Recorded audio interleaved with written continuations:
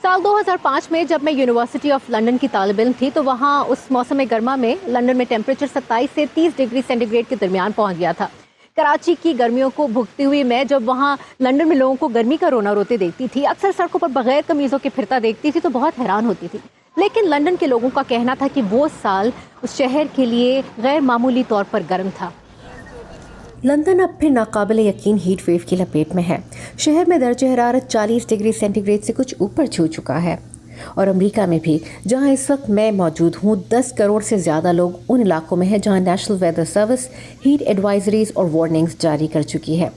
13 रियासतों के जंगलात में तकरीबन 86 मुख्तलिफ मकामात पर बड़े पैमाने पर आग लगी हुई है, जिससे कम अज़ कम 30 लाख एकड़ ज़मीन जल चुकी है।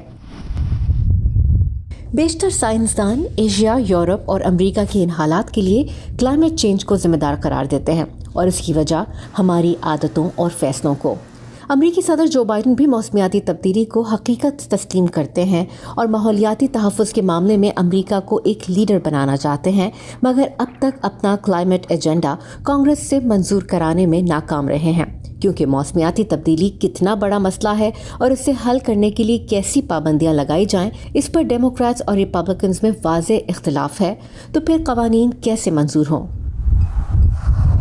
ऊपर से अमेरिकी सदर की कोशिशों को एक और धचका सुप्रीम कोर्ट के फैसले से लगा है।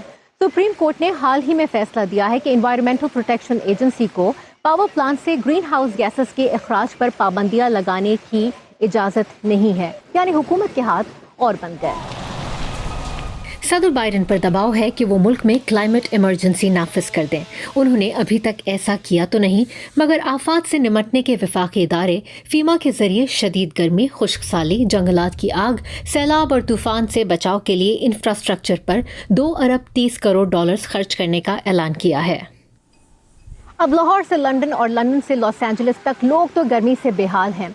लीडर्स जब तक पॉलिसी साजी करें, कोई तब्दीली लाएं, मैं और आप मिलकर कुछ छोटे छोटे इक़दाम तो कर सकते हैं। तो आइए फिर अपने घर से शुरू करें।